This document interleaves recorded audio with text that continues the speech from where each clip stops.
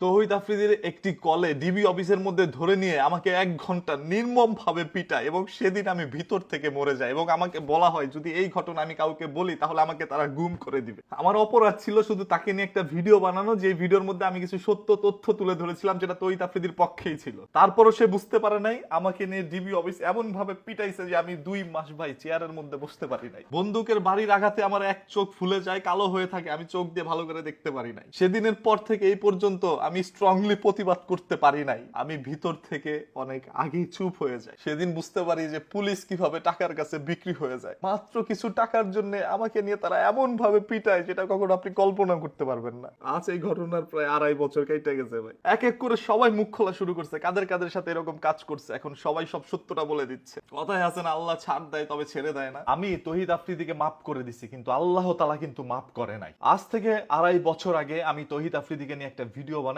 যেই ভিডিওর মধ্যে আমি কিছু সত্য তথ্য আপনাদের সামনে তুলে ধরেছিলাম। সেই ভিডিওটি তৌহিদ আফ্রিদি মেনে নিতে পারে নাই, যার কারণে তার টিমমেট থেকে প্রথমে রাহি আমাকে একটা ফোন দেয়, দিয়ে বলে যে ভাই আপনি কি ভিডিও বানাইছেন, আফ্রিদি ব্রো তো খুব রাগান্বিত হয়ে গেছে। আমি বললাম ভাই আমার যদি কোনো ভুল থাকে আপনি বলেন, আমি তাড়াতাড়ি ভিডিওটা ডিলিট করে দিই। পরে বললো না, ব্রো যতক্ষণ না বলবে ততক্ষণ ওই ভিডিওটা ডিলিট করতে পারবেন না। তো আমিও আশায় আছি যে কখন আফ্রিদি বলবে ভিডিওটা ডিলিট করতে, আমি ডিলিট করে দিব। দুপুরবেলা ফোন দিল তার টিমমেট থেকে জাকারিয়া। সে ফোন দিয়ে বলল যেহেতু আপনি একটা ভিডিও বানায় ফেলছেন, আপনি একটু ডিবি অফিসে আসেন, আপনি ওইখানে এসে একটা মুসলেখা দিয়ে যান যে আর কোনোদিন এই ধরনের ভিডিওগুলো বানাবেন না। তো আমি চিন্তা করলাম যেহেতু পুলিশ ডাকাইছে ডিবি অফিসের মধ্যে, সেহেতু আর কোনো ঝামেলা নাই, পুলিশের সামনে তো আর আমাকে মারধর করতে পারবে না। এই চিন্তা করে আমি ডিবি অফিসে যাই এবং যাওয়ার সময় আমার পরিচিত যত ভাই ব্রাদার ছিল আমি সবাইকে ফোন দিছি, ভাই আমাকে তো ডিবি অফিসে ডাকাইছে, আমি কি করব? সবাই বলল তুমি যাও গিয়ে ওইখানে একটা মুসলেখা দিয়ে আসো। আমি আর কোনো কিছু চিন্তা না করে ডিবি অফিসে যাই। ওইখানে জাকারিয়া আমাকে রিসিভ করে নিয়ে যায় 4 তলায়। একজন পুলিশ অফিসারের রুমের মধ্যে আমাকে ঢুকায়, গিয়ে দেখলাম ওই পুলিশ অফিসার তখনও তৌহিদ আফ্রিদির সাথে ভিডিও কলে কথা বলছিল। আমি যাওয়া মাত্রই সে ক্যামেরাটা ঘুরিয়ে বলল এটা কি সেই মালটা না? পরে তৌহিদ আফ্রিদি বলল হ্যাঁ। আর কোনো দেরি না করে তাড়াহুড়া করে আমার পিছন দিকে হাতটা নিয়ে হ্যান্ডকাপ পরায়, মাথার মধ্যে একটি কালো টুপি পরিয়ে দেয়। এর পরবর্তীতে জিজ্ঞেস করা হয় কেন তুই ওকে নিয়ে ভিডিওটা বানিয়েছিস? আমি শুধু বিশ্লেষণ করতে নিলাম, সাথে সাথে ভাই আমাকে ধরে এলো পাথারি লাঠি দিয়ে আঘাত করতে থাকে। আমার পিছন সাইডে একই জায়গায় প্রায় 10 থেকে 20টা তারা বাড়ি মারে। আমার হাতে যেহেতু হ্যান্ডকাপ পরানো, আমি সেই ব্যথা স্থানে হাতও দিতে পারছিলাম না, শুধু ছটফট করে কাঁপাকাঁপি করছিলাম। এক পর্যায়ে পিছনে আমার পায়ের দিকে তারা বাড়ি মারে, তারপর আমি মাটিতে লুটিয়ে পড়ি। তারপরেও তারা প্রায় 2-3 জন আমাকে আঘাত করতে থাকে। অন্যদিকে জাকারিয়া তখনও ভিডিও কলে তৌহিদ আফ্রিদির সাথে কথা বলছিল, মেসেজ করে বলছিল বারবার যে ভাই এক্সট্রিম হয়ে যাচ্ছে, আপনি যা চাচ্ছেন তার চাইতে এক্সট্রিম হয়ে যাচ্ছে। অনেকভাবে তাকে বোঝানোর চেষ্টা করে, তবে তারপরও পুলিশ অফিসার মানে নাই। সে আমাকে আঘাত করতে থাকে এবং এক পর্যায়ে অন্য একটি রুমের মধ্যে আমাকে নিয়ে যায়। নিয়ে যাওয়া অবস্থায় বলছিল ওকে গুম করে দিব, একটা বস্তা রেডি কর, ওকে বস্তার মধ্যে ভরে কোথাও নিয়ে ফেলে দিয়ে আসবো। আমি তখন প্রচন্ড পরিমাণ ভয় পাই। পরে অন্য একটি রুমের মধ্যে নিয়ে আমার হাঁটুর মধ্যে বাড়ি দিয়ে আমাকে ধরেন এই যে এইভাবে, আমার তো বাধা, আমাকে এইভাবে বসায়। তো এইভাবে বসে বলতেছে সরি বল, সরি বল, তৌহিদ আফ্রিদিকে সরি বল। তখন আমি ভিডিও কলের মধ্যে তৌহিদ আফ্রিদিকে সরি বলা শুরু করলাম, আমি মাপ চাওয়া শুরু করলাম। যেহেতু আমার চোখ বাঁধা, আমি কিছু দেখতেছিলাম না যে কোথায় আমাকে নিয়ে যাওয়া হচ্ছে, আমি কোথায় বসে কি বলছি আমি কিচ্ছু জানি না। শুধু আমি এইভাবে বসেছিলাম মাটির মধ্যে, বসে বসে বলতেছি ভাই আমাকে মাফ করে দেন, ভাই যা করছি জীবনে অনেক বড় ভুল করছি, আর কোনোদিন আমি ভিডিও বানাবো না। এবং আমাকে একরকম বলা হয় যে আর কোনোদিন আমি যেন কোনো ভিডিও টিডিও না বানাই। তো যে পুলিশ আমার শরীরের মধ্যে আঘাত করছিল উনার নামও ছিল সায়েম। উনি আমাকে বলতেছে যে 10-20 হাজার টাকা দে, তাহলে তোর মাইটটা একটু কম হবে। তো আমি তখন বললাম যে ভাই আমার কাছে তো টাকা পয়সা নাই, আমি কিভাবে টাকা পয়সা দিব? আমি কিছু পরিমাণ টাকা অনলাইন থেকে ইনকাম করি, সেটা দিয়ে কোনোভাবে চলি। তখন বললো যে ফকিন্নির বাচ্চা, এটা বলে আমার মানে পিস্তল দিয়ে মারছে না কি দিয়ে মারছে আমি জানি না, তো আমার চোখের এখানে মারে এবং চোখটা কিছুদিন এরকম কালো হয়ে এরকম বন্ধ হয়ে থাকে। মানে ওই অনুভূতি আমার সাথে যেটা ঘটছে, প্রায় 1 ঘন্টা আমার উপর এরকম নির্মমতা চালানো হয়। এবং এসে আমি যখন কান্না করছিলাম, যে হাতে পায়ে আমার পুরো শরীরের মধ্যে ব্যথা, আমি কান্না করছি, তখন এসে আমাকে মুসলেখা দেওয়াচ্ছে। মানে আমার চোখ থেকে পানি ঝরছে আর আমাকে দিয়ে লিখাচ্ছে, উনারা বলে দিচ্ছে আমি সেটা লিখছি, লিখে তাদের কাছে মুসলেখা দিয়ে আসি। এবং আসার সময় তারা আমাকে দিয়ে একটা ভিডিও ধারণ করে, 4-5 বার শুট নিছে। সেই ভিডিওর মধ্যে বলাইছে যে তৌহিদ আফ্রিদিকে নিয়ে যে ভিডিও বানাইছে এটা ভুল হয়েছে, আর জীবনে এরকম কিছু করবো না। ওই ভিডিওটা হয়তো বা আফ্রিদির কাছে তারা দিচ্ছে। এবং আমাকে যে পিটাইছে সেই ভিডিওটাও কিন্তু তৌহিদ আফ্রিদির কাছে থাকার সম্ভাবনা আছে। তো শুধু আমি এটা বলবো, আমি একটা গরিব পরিবার থেকে উঠে আসছি ভাই। আমি তখন সত্য কথা বলতাম, যে অন্যায় যেখানেই হচ্ছে সেখানে গিয়ে আমি প্রতিবাদ করতাম। তো আমি চিন্তা করি নাই কোনোদিন যে এই প্রতিবাদ করতে গেলে এই সামান্য একটা ভিডিওর জন্য নিয়ে আমাকে ডিবি অফিসের মধ্যে অন্যায়ভাবে আমাকে এইভাবে পিটাবে ভাই। আপনি একবার জাস্ট এইটা চিন্তা করেন, আমার নামে কোনো অভিযোগ নাই, আমার নামে কোনো মামলা নাই। অনলাইনে অসংখ্য কন্টেন্ট ক্রিয়েটর আছে, তাদের ব্যাড সাইডও আছে। তো আমাকে নিয়ে দেখেন তো কোনোদিন কোনো ব্যাড সাইড আপনারা পাইছেন কিনা, আমার কোনো লিঙ্ক ভাইরাল হয়েছে কিনা আজ পর্যন্ত। আমি সবসময় চিন্তা করছি যে আমার ক্যারিয়ার সবসময় ভালো রাখতে হবে, ভালো কাজ করতে হবে, যাতে করে জনগণ আমাকে ভালো বলে। বাংলাদেশে অনেক কন্টেন্ট ক্রিয়েটর আছে ভাই, সত্য কথা কয়জনকে বলতে দেখছেন? কারণ সত্য কথা তারা বলতে পারে না, বললেই তাদের অবস্থা এরকম ভয়াবহ হয়। আমাকে ডিবি অফিসের মধ্যে যখন নেওয়া হয়েছে, আমি যখন হ্যান্ডকাপটা পিছনে আমার বাধা হয়েছে ডিবি অফিসের, তখন আমি জাস্ট চিন্তা করতেছি যে আমি কি বড় অন্যায় করছি, আমি অনেক বড় ক্রিমিনাল। আমার নামে কোনো জিডি নাই, আমার নামে কোনো মামলা নাই, কোনো অভিযোগ নাই। কে ডাকাইলো, কি কারণে করলো, আর একজন পুলিশ অফিসার সে কিভাবে আমার গায়ের মধ্যে হাত তুলে কোনো অভিযোগ ছাড়া, এবং আমার সামনে একটা খাতা নিয়ে লিখতেছে, মানে 7টা 8টা মামলা লিখে ফেলছে। আমি জামাত শিবির করি, আমি হুজুরদের পক্ষে কথা বলি, আমি এইটা ওইটা জঙ্গি, কত কিছু বলছে তারা। এবং এক পর্যায়ে আমার হাতে একটা পিস্তল দিয়ে তারা ছবিও তুলছে। মানে সেই সিচুয়েশনটা আমি আপনাদেরকে বুঝাইতে পারবো না। প্রায় 1 ঘন্টা এই রুম থেকে ওই রুম, ওই রুম থেকে এই রুম নিয়ে নিয়ে আমাকে পিটাইছে। শুধু লাঠি দিয়ে আঘাত করছে তা কিন্তু না, তারা হাত দিয়ে আমার গালের মধ্যে অল টাইম মারতে থাকছে। কে মারছে, কি করছে আমি জানি না ভাই। আমার সাথে কি ঘটছে আমি আজ অব্দি কাউকে এই বিষয়টা বুঝাইতে পারি নাই। আমি কখনো আমার অনুভূতি আমি শেয়ার করতে পারি নাই। খালি বলছি যে আল্লাহ একদিন তুমি এটার বিচার করবা। আমি সত্য কথা বলছি, এই জন্য আমার উপর আঘাত করা হয়েছে, এটার বিচার একদিন তুমি করবা। কেন আমি চাই না আজকে তহিদ আফ্রিদির ক্ষতি হোক? কারণ আমি গরিব মানুষ ভাই, আমার শরীরে যদি আপনারা পিটান, আমি ওই ব্যথাটা মোটামুটি সহ্য করে নিতে পারবো। গরিবের তো অনেক আঘাতই সহ্য করতে হয়। তবে আফ্রিদি তো মানে স্বর্ণের চামচ মুখে দিয়ে বড় হয়েছে, বড় লোক মানুষ ভাই, ওর কথায় পুলিশ প্রশাসন সব উঠে বসে। যদি পুলিশ ওর কথায় না উঠতো, তাহলে সেদিন ডিবি অফিসে আমার নামে কোনো অভিযোগ না থাকা সত্ত্বেও আমাকে কিভাবে এনে ডিবি অফিসের মধ্যে অন্যায় এবং বেআইনি ভাবে আমার উপর আঘাত করতে পারে। এই মিন্টুরও ডিবি অফিসের মধ্যে ভাই, আমার বাড়ি থেকে বেশি দূরে না।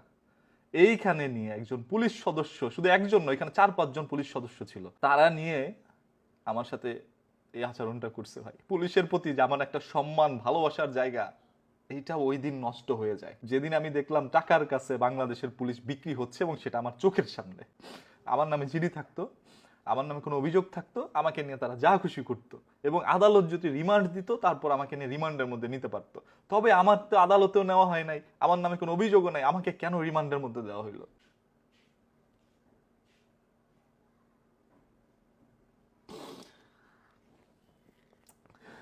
এরপরে প্রায় 1 মাস কেটে যায়। কেটে যাওয়ার পরে তহিদ আফ্রিদি আমাকে ফোন দিয়ে বলে, তুই কেন ভিডিও বানাচ্ছিস না? মানুষ ভাববে যে তোকে নিয়ে আমি কিছু করছি, এই জন্য তুই ভিডিও বানাচ্ছিস না, তুই কালকে থেকে ভিডিও বানা। আমি বললাম যে ভাই আমি আর জীবনে কোনোদিন ভিডিও বানাবো না, আমি এই লাইন ছেড়ে দিব ভাই, প্রয়োজন আমি রিক্সা চালায় খাবো। পরে বললো না, তোর ভিডিও বানাইতে হবে। এর পরবর্তীতে এসে আমি ভিডিও বানাইলাম। একদিন তহিদ আফ্রিদি আমাকে ফোন দেয়, দিয়ে বলে যে তুই আমার বাসায় আয়, তোর সাথে কথা আছে। তো আমি মানে তার বাসায় গেলাম, যে যাক জীবনে একবার তো মাইর খেয়েছি, গেলে হয়তো আবার মারবে, চিন্তা এই ভাব নিয়ে, মানে মনের মধ্যে এই চিন্তা নিয়ে আমি গেছি। তো তার বাসায় যাওয়ার পরে সে আমার সাথে বসে প্রায় 1 ঘন্টা, তার বারান্দার মধ্যে বাসায় বসে আমার সাথে কথা বলে গুলশান 2-এর মধ্যে। তো সেইখানে অনেক কথার মাঝখানে বুঝতে পারলাম যে না, সে অনুতপ্ত খুব। এর পরবর্তীতে তার রুমের মধ্যে আমাকে, তার বেডরুমে আমাকে নিয়ে যায়, নিয়ে ওইখানে ভালোভাবে আচার আচরণ করে। তার সাথে আমার একটা ভিডিও আছে, একটা ছবিও আছে।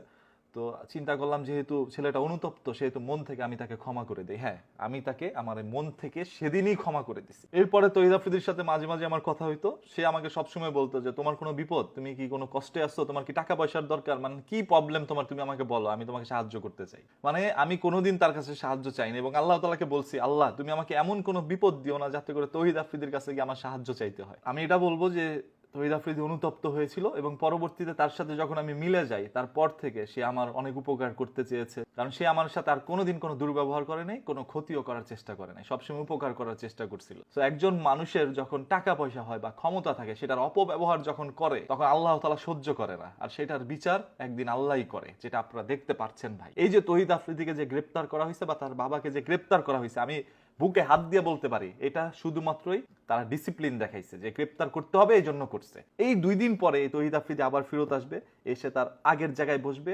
এখন বিএনপি আসুক, আওয়ামী লীগ আসুক, এনসিপি আসুক, বা যে কোনো দল ক্ষমতায় আসুক না কেন, আফ্রিদির ক্ষমতা সেম আগের জায়গায় যাবে। এবং সে যদি পরিবর্তন না হয়ে আসে, সে যদি চায় যে এই সকল কন্টেন্ট ক্রিয়েটরদেরকে আবার ধরে নিয়ে আসবো যারা আমার বিপক্ষে কথা বলছে, সেটা তার দ্বারা সম্ভব, এবং আবারও হয়তো আমাদেরকে ধরে নিয়ে যাবে। পরবর্তীতে এই মুখ খোলা সাহসটুকু আর কোনোদিন আমরা নাও পাইতে পারি। এটাই সত্য কথা ভাই। এই বড় লোকদের সাথে কোনোদিন আমরা ফকিন্নি গরিব এরা কোনোদিন পারবে না। টাকাওয়ালার সাথে টাকাওয়ালারাই পারে। আমি ছোটবেলা থেকে কখনো গ্যাঞ্জাম মারামারি পছন্দ করি নাই, তবে এই প্রথম জীবনে কেউ একজন আমাকে নিয়ে এরকম ভাবে পিটায়। আমি সেই পুলিশ অফিসারের নামটা এখন মনে করতে পারতেছি না, সেই রকম একটি কাজ করেছে। এরকম তার বিরুদ্ধে আরো অনেক অভিযোগ আছে যে তৌহিদ আফ্রিদির ফোন কলেই সেই রকম কাজ আরো করেছে। সো এই পুলিশ অফিসার গুলো যদি টাকা খেয়ে মানুষের উপর এরকম অন্যায় অত্যাচার করে এবং সে জানে এটা একটা বেআইনি কাজ, যে এই ছেলেটাকে আমি ডিবি অফিসের ডাকায় যে পিটাচ্ছি এটা একটা বেআইনি কাজ, এই বেআইনি কাজটা করার ফলে এটা যদি সে গিয়ে প্রকাশ করে তাহলে আমার চাকরিও যাইতে পারে, আমার বিরুদ্ধে মামলা হইতে পারে। তবে তৎকালীন সরকার হয়তো বা কিছুই করতো না, বরংস তারা আমাকে নিয়ে গুম করে দিত। যেটা মুখ দিয়ে বলছে এটা বাস্তবে করতো। আপনি জানেন এই কথাটা আমি কতবার বলতে চাইছি। আমার তৌহিদ আফ্রিদির উপরে কোনো ক্ষোভ নাই ভাই, আল্লাহর কসম করে বলতেছি আমার তার উপরে কোনো ক্ষোভ নাই। আমি শুধু সেই পুলিশের কথাটাই আপনাদের সামনে বলতে চেয়েছিলাম যে আমার উপরে অন্যায় অত্যাচার করেছে। একজন মানুষ আপনাকে টাকা দিছে, আপনি টাকা খাইছেন, আমাকে নিয়ে দুইটা থাপ্পড় দিতে পারতেন, তবে আমাকে কি করলেন আপনারা? এক সময় বলে যে সে আমার পুরুষাঙ্গ কেটে দিবে যাতে করে আমি আর কোনোদিন আমার বউর সাথে সহবাসও করতে না পারি। এবং যে খারাপ গালিগুলো তারা দিছে, মানে একটা ভালো কথা তারা বলে নাই, শুধু গালির উপরে আমার রাখছে 1 ঘন্টা। এত মানে একজন পুলিশ কর্মকর্তা এত খারাপ গালি দিতে পারে, আপনারা সেটা কোনো ধারণা আপনাদের নাই। আমি কোনোদিন এই সকল কথাগুলো বলি নাই, কারণ আমাকে সবসময় আমার পরিবার মা বাবা চুপ করে রাখছে যে দেখ তোর কিছু হইলে আমরা তোকে বাঁচায় আনতে পারবো না, ওই সামর্থ্য আমাদের নাই। আমার মা বাবা সবসময় আমাকে নিয়ে ভয় পায়। এখন পর্যন্ত আমি যদি রাস্তার মধ্যে বেরোই তাহলে বারবার ফোন দেয় যে কি হয়েছে, এত রাত হইতাছে কেন, দেরি হইতাছে কেন, কারণ ভাবে আবার উনি ধরে নিয়ে গেছে ডিবি অফিসে আমাকে। আমি যেদিন বাসার মধ্যে আসি আমার এই চোখ বন্ধ, আমার 2 গাল লাল হয়ে আছে, হাতের আঙুলগুলো বসে আছে, এবং আমার যে পিছন সাইডে মানে কিভাবে বলবো আপনাদের, পুরো এই সাইড আমি চেয়ারও বসতে পারি নাই ভাই। আমি প্রায় 2টা মাস চেয়ারে বসতে পারি নাই। এখন অব্দি আমার নাক দিয়ে ব্লিডিং হয়। আপনারা জানেন কয়দিন পর পর আমি ভিডিও করে বলি যে ভাই আমার নাক দিয়ে রক্ত পড়ে। কই থেকে পড়ে? এইখানেই তো তারা মারছে ভাই। তৌহিদ আফ্রিদি পরবর্তীতে তার অনুতপ্ততা প্রকাশ করেছে এবং তিনি বলেছিল যে তার ভুল হয়েছে। সো আমি মন থেকে তাকে ক্ষমা করে দিই এবং তার সাথে আমার একটা ভালো আন্ডারস্ট্যান্ডিং হয়। পরবর্তীতে আমি তার ভালো কিছু কাজের দিকগুলো ভিডিওর মাধ্যমে প্রকাশ করি মানুষের সামনে। মন থেকেই করি যে ছেলেটাকে আমার ভালো লাগছে, সে অনুতপ্ত। একজন মানুষ ভুল করে যখন সে ভুল স্বীকার করে সেটা হচ্ছে বড় বিষয়। তো আজকে তার এই দুর্দিনে এসে আমি তাকে লাথি মারবো, মানে ওই যে হাতি গর্ত পড়লে পিঁপড়াও এসে লাথি মারে, আমি ওরকম ছেলে না। আমি তার জন্য দোয়া করি মহান আল্লাহ তাআলা তাকে সুস্থ সবল ভাবে আগের জায়গায় ফিরে আসুক। তো আপনারা যদি আমার কাছ থেকে আরো কিছু জানতে চান ভাই, আর কিছু নেই, আমি সবকিছু একদম ক্লিয়ার করে দিছি। আমার সাথে যা ঘটছে আমি বলে দিছি, আর আমার কাছে গোপন কিছু নাই।